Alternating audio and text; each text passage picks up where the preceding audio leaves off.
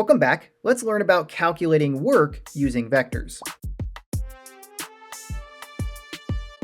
Alright, so in physics, work is the energy transferred to or from an object by a force along a displacement. Or more simply put, work is done by a force when it moves an object. Okay, and so in Calculus 2, you saw how to calculate work when the force applied was constant and when the force applied was variable. Now don't worry, we're not going to revisit variable forces in this video. You're not going to see any integrals or any complex calculus concepts today, so maybe that's a sigh of relief. But what we are going to do is revisit the concept of work done by a constant force, and we're going to relate it to vectors. Right? We want to look at how to calculate work using vectors.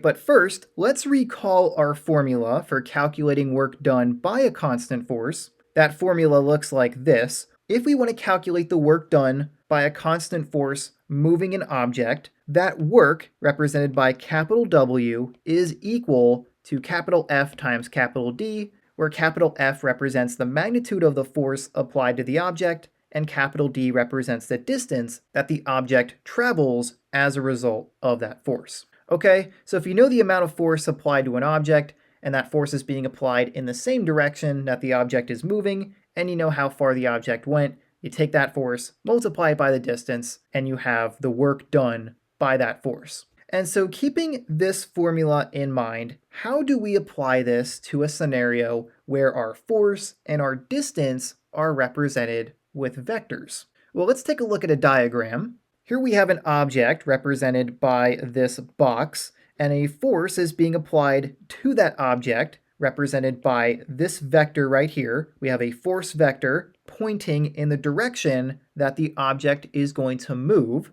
all right? And the distance that that object moves is represented by this vector, vector D, which is our distance vector. Okay, so a force is applied to this object represented by this vector, and as a result of that force, this object moves from here to here, and that distance is represented by this distance vector. It shows you how far the object traveled and in what direction. And so we have a force vector and a distance vector, but how would we use those two vectors for this scenario to calculate the work done by this force on this object? Well, if you think about what this formula does, it takes the amount of force, the magnitude of force applied to an object, and multiplies it by the amount of distance, how far the object travels. We can find those two values using these vectors, right? Maybe it's pretty obvious because of the wording I'm using here, but the magnitude of the force would be the magnitude of the force vector, right? How much force is applied in this direction? Well, just take the magnitude of that force vector. So we would say that the work done by this force would be equal to the magnitude of vector F, or the magnitude of the force vector times the distance, which would be represented by the magnitude of the distance vector. If you want to know how long this vector is, or how far this object travels, you just take the magnitude of that vector, and you have that length, or that distance. So we're going to be multiplying the magnitude of the force vector by the magnitude of the distance vector. And that is how you would calculate work done by a constant force, given a force vector and a distance vector, where those two vectors are parallel, right? And that's an important thing to notice here. In this equation for calculating work, where we multiply the magnitude of the force vector by the magnitude of the distance vector, we are assuming that this force applied to the object is directed along the path of motion. Right? This object is moving from here to here, as indicated by this distance vector, and the force being applied to that object is pointing in that same direction. That needs to be true when using this formula, okay? The force vector needs to be directed along the path of motion. But what if it's not, right? What if there's an angle between the force vector and the path of motion? Or in other words, an angle between the force vector and the distance vector that isn't zero, right? What happens if the force vector and the distance vector are not parallel? How would we calculate the work in that scenario? Well, let's start by just redrawing our force vector here. Let's say our force vector is pointing in this direction.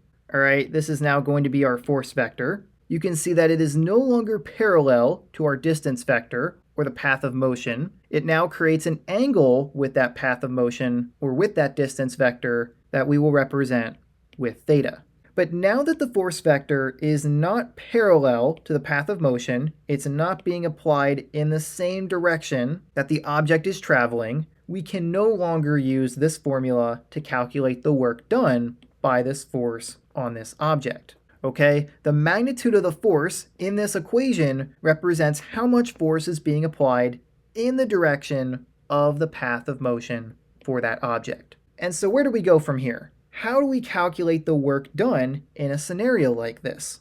Well, what we have to do is consider the amount of force from this force vector that would be applied in the direction of the path of motion, right? Because in this formula, this magnitude of force represents the amount of force applied to an object in the direction that the object is traveling. And so what we need to determine is how much of this force being applied to this object is directed in this direction. Okay, because some of it is going to be applied in this direction and some of it is going to be applied in the upward direction. We want to know how much is being applied along the path of motion. And so how would we find that? How would we find the part of this vector that is parallel to the path of motion, or vector d? Well, if you watched my previous lesson on vector projection, what we're looking to find here is a projection vector, or more specifically, the magnitude of a projection vector, right? If we're looking to find the amount of force applied in this direction, what we're really looking for is the vector component of this force vector that is parallel to vector d. We're looking for the projection of the force vector onto the distance vector, okay? And that vector looks like this. This vector right here represents the part of this force vector that is directed in the same direction as vector d, the distance vector. And so this would be the projection vector of vector f onto vector d. All right, that is the notation that represents this vector. We draw an imaginary line straight down from the terminal point of our force vector such that it is perpendicular to vector d, or the path of motion, and the vector that starts at the same point as that vector and ends where that imaginary line ends is the projection of this vector onto vector d. Okay, and so this vector, the projection of the force vector onto the distance vector, represents the amount of force being applied to this object along the path of motion by this force vector. And so what we would need to do to calculate the work done by that force is calculate the magnitude of this projection vector. So we could rewrite our work formula like this. This would be equal to the magnitude of our projection vector, which is the projection of the force vector onto the distance vector, and we would multiply that magnitude by the magnitude of the distance vector. Okay, so if you could find this projection vector, the projection of vector f onto vector d, you could take the magnitude of that vector and then multiply that by the magnitude of the distance vector, and then we would have calculated the work done by that force on this object moving in this direction. Okay, but we can actually simplify this formula further. We're not actually going to need to find the projection vector of the force vector onto the distance vector. What we can do is make use of some formulas that we know when we learned about vector projection. And the first thing that I'm going to do is just rewrite this notation right here. If you watched my lesson on vector projection, then you know that there's another way to represent the magnitude of a projection vector. We would actually call the magnitude of that projection vector the component projection. And we rewrite it like this. This is going to be equal to the component projection of vector f onto vector d. And that notation just represents the magnitude of the projection vector of vector f onto vector d. So we're not saying anything different, we're just using a different notation, but then we know that the component projection of a vector onto another vector is equal to a particular formula.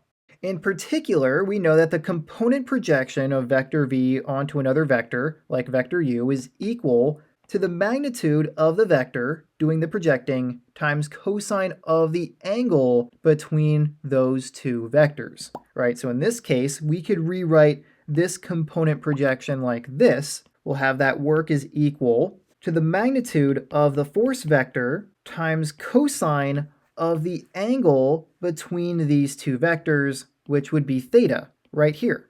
So we have cosine of theta, and then we're still multiplying by the magnitude of vector d. All right, so the component projection of a vector onto another vector, or the magnitude of a projection vector, is equal to the magnitude of the vector doing the projecting, which in this case is our force vector. We're projecting the force vector onto the distance vector, so we have the magnitude of that force vector, and then you multiply by cosine of the angle between the two vectors. In this case, the angle between vector f and vector d is this angle theta right here.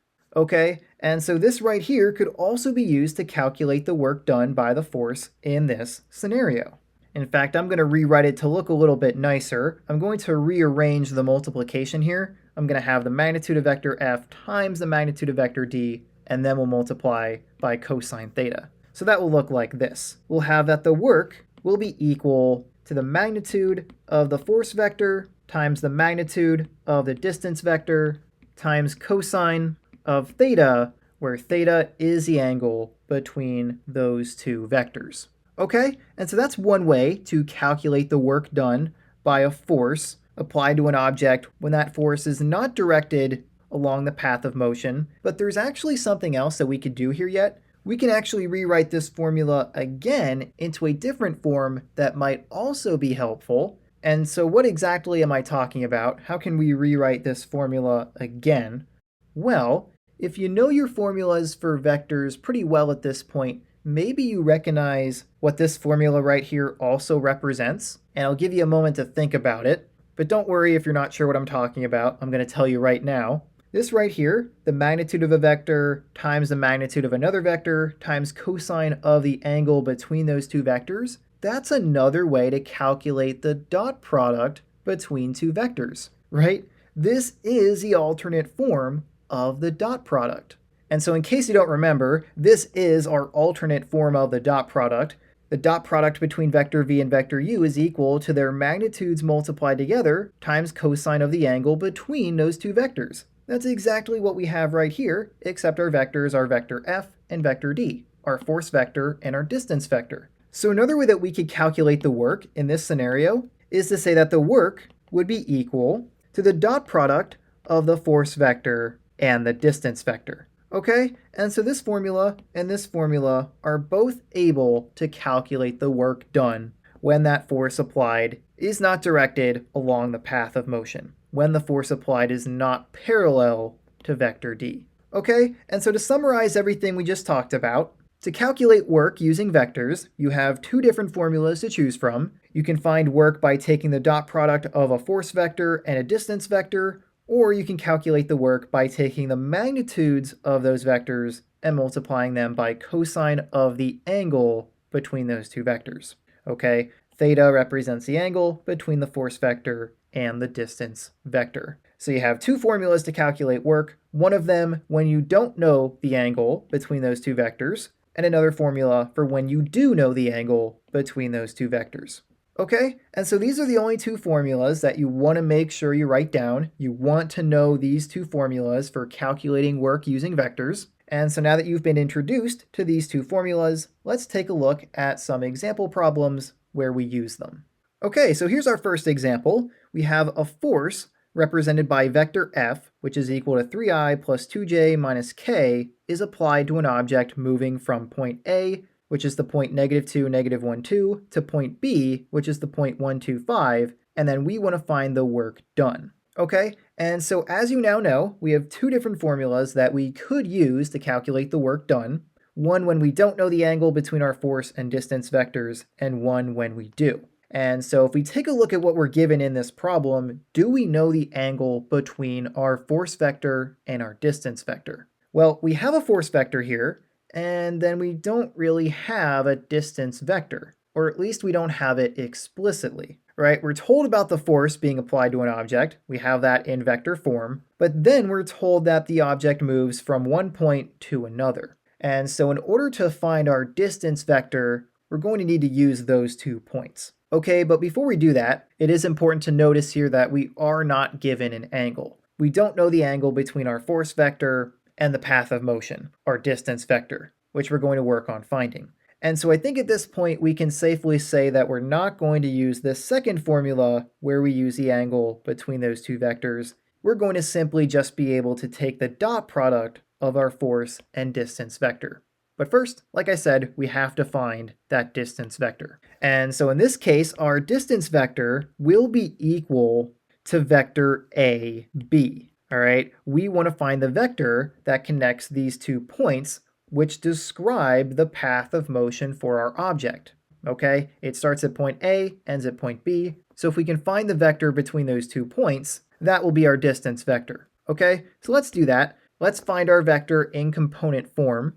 Now, since our force vector is written in the standard unit vector notation, I'm going to do the same thing here for vector AB. So we're going to have some coefficient times vector I, and then another coefficient times vector j, and then another coefficient times vector k. All right, and those coefficients will be determined by subtracting the coordinates of the initial point from the coordinates of the terminal point, right? The object starts at point A and ends at point B. From A to B, so B is the terminal point. So we're going to take these coordinates and subtract out these coordinates. So for the x component, we will subtract the x coordinates. So we'll have 1 minus negative 2, all right, 1 minus negative 2. Then for the y component, we'll subtract the y coordinates. We'll have 2 minus a negative 1. So I'll write 2 minus negative 1. And then for the z component, we will subtract the z coordinates. So we have 5 minus 2, which you could probably do in your head. That's equal to 3, but I'm just going to write 5 minus 2 anyway. And now we'll simplify. Vector AB will be equal to 1 minus negative 2 times I. 1 minus negative 2 is the same as 1 plus 2, so that will be 3I plus 2 minus negative 1 times j. 2 minus negative 1 is the same as 2 plus 1, so that will give us 3j. And then finally, 5 minus 2 is 3, so we have 3k. So our distance vector here, or vector AB, is the vector with components 3, 3, 3. Okay? So now we have our distance vector. It's this vector right here. And so now we are able to calculate the work done in this example. The work will be equal to the dot product of vector F and vector D, the force vector and the distance vector. And so what we want to do is take the sum of the product of corresponding components. We'll multiply the x components together, then add that to multiplying the y components together, and then add that to multiplying the z components together. So we'll have 3 times 3, that's 9. So we'll have 9 plus 3 times 2, that's 6. So we have 9 plus 6 plus 3 times negative 1, right? The coefficient of k here is negative 1. And 3 times negative 1 is negative 3. So now if we simplify, 9 plus 6 is 15, plus negative 3 will give us 12. So the work done in this problem is 12. And we weren't given any units in this problem. Typically you have units for work problems, whether that be Newton meters or foot pounds. In this case, we don't have units, so we're just going to have W equals 12 or work equals 12. But just know that typically you're going to have some type of work units associated with that. Okay, so once again, that could be foot pounds, it could be Newton meters, which is the same as joules, by the way. I don't want to confuse anybody. Joules and Newton meters are the same thing. And so just be on the lookout for what those units might be, depending on your example problem. Okay? But it's really just that simple when you have a force vector and a distance vector, as long as you know the components of those two vectors. All you have to do is take the dot product of those two vectors, and you have the work done. Okay, let's take a look at one more example for this video.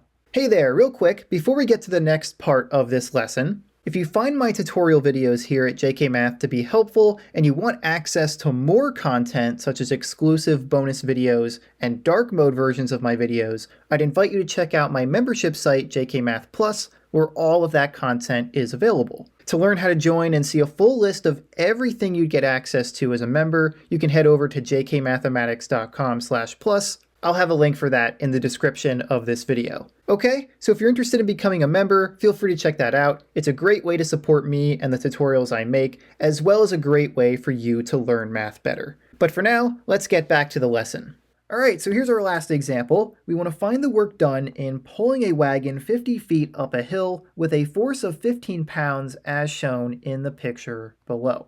All right, so here's our picture. We have a little dude pulling a wagon up a hill. He's pulling with a force of 15 pounds using that handle on the wagon, and that handle makes an angle of 30 degrees with the hill, and you'll also notice that that hill has a 25-degree incline. Okay, and then the distance that this wagon is being pulled is a distance of 50 feet. Okay, so right off the bat here, there's a couple things that we can write down that are going to be helpful for us to find the work done in this scenario. The first thing that we know here is the magnitude of the force, right? This guy is pulling on this wagon with a force of 15 pounds. We are told that explicitly in the problem. So right away, we can write down that the magnitude of the force vector is equal to 15, or more specifically, 15 pounds. Okay, and then we also know the magnitude of our distance vector, right? We know how far this wagon is being pulled. It's being pulled 50 feet up a hill. That is this distance right here, 50 feet. So we can say that the magnitude of the distance vector is equal to 50 feet. Okay, so now at this point, I think it's pretty clear that we don't know the components of our vectors, our force vector and our distance vector, but we do know their magnitudes, and we're given some angles here to work with. And so I think it's pretty safe to conclude that we're going to be using this formula right here to calculate the work done in this scenario, right? We have two different formulas that we can use to calculate work using vectors. Both of them are just the dot product, but one is the standard form of the dot product and the other is the alternate form. We're going to be using the alternate form because we have the magnitudes of our vectors and we're going to be able to find the angle between those two vectors as well. All right, so we're not going to use the standard form of the dot product in this problem. But that does leave us with an interesting question here. What is the angle between the force vector and the distance vector in our scenario? And this is where things can get a little bit tricky because we have two different angles here, right? We have an angle that represents the incline of the hill and another angle that represents how far away the handle is from the path of motion or the hill, right? That's what's important to realize here. We may have these two different angles, but only one of them is actually important for this problem. We're only really going to use one of these two angles, and it's not going to be the angle that represents the incline of the hill. We couldn't care less about that angle, and let me explain why. If I were to represent this scenario just using vectors, here's what it would look like. We would have a force vector that looks like this. That would be our force vector, which is a force of 15 pounds, right? That is this vector right here. And then our distance vector would represent the path of motion, or the distance that the wagon is traveling, and that vector would look something like this. All right, this is vector D, which we know has a magnitude of 50 feet. And so if you look at this diagram and compare it to our picture here, we don't care what the angle is that the path of motion makes with the ground. That has no effect on the force vector. All that's important to notice here is that this force vector is going to make a 30-degree angle with the path of motion, or the distance vector, which is this angle right here. That's 30 degrees, and that is the angle between those two vectors. The angle between the force vector and the distance vector is 30 degrees, so we don't even care about this 25 degrees. It doesn't matter. You always want to look at these problems from the perspective of the path of motion, right? Where is the force vector in relation to the direction that the object is traveling? The wagon is traveling up the hill in this path, and we just want to know the angle that the force vector makes with that path. We don't care about the angle that the path makes with the ground. We just want to know the angle between the force vector and that path, that distance vector. Okay, so in this case, our angle between our two vectors is 30 degrees. And if you convert that to radians, that's the same as pi divided by 6 radians. Maybe you have that one memorized, but in case you don't, just remember that an angle in degrees can be converted to an angle in radians by multiplying it by pi divided by 180. All right, that will give you an angle in radians. Okay, you don't have to do that, but I prefer to work in radians when working with angles. So just in case you want to follow along, that is how you would get from this angle in degrees to this angle in radians. But now that we have that angle and the magnitudes of our force vector and distance vector, we can calculate the work done in this scenario. Okay, so let's do that. We'll have that the work is equal to the magnitude of the force vector, which is 15 pounds, and then we're multiplying by the magnitude of the distance vector, which is 50 feet, so we'll have 50, and then we're multiplying by cosine of the angle, which is pi divided by 6 radians, or 30 degrees, and so we'll have cosine of pi divided by 6. Now if we simplify, 15 times 50 is 750, so the work will be equal to 750 times cosine of pi divided by 6, and cosine of pi divided by 6, or cosine of 30 degrees, is the square root of 3 divided by 2, and 750 divided by 2 is 375, so the work is equal to 375 times the square root of 3, and don't forget your units. We're working with feet and pounds, so our units are foot-pounds. Okay, and so 375 square roots of 3 foot-pounds is the amount of work done in pulling this wagon 50 feet up a hill. Okay, and that's the exact value. If you want the approximate value, you could plug this into your calculator and you would find that the work is approximately equal to 649.5 foot-pounds. Okay, so either one of those answers would be correct. And so that's how you solve this problem. Just be aware that when you go to solve more problems like this in the future, where you want to calculate work done using vectors and the dot product, make sure that you use the correct angle. Always use the angle between the force vector and the distance vector. Don't get tricked into using these other angles that just represent the incline of the path that really has no effect on the problem. That angle is just there to throw you off, so just try to ignore that. Just try to focus on the angle between the force vector and the distance vector. That's all you need to calculate the work. Okay? And so that's it for this lesson, but if you want to see some more examples, feel free to check out my examples video that I have linked here on the screen. If you have any questions, feel free to leave those in the comments, but if you don't have any questions, this is all I have for now, so I will see you next time.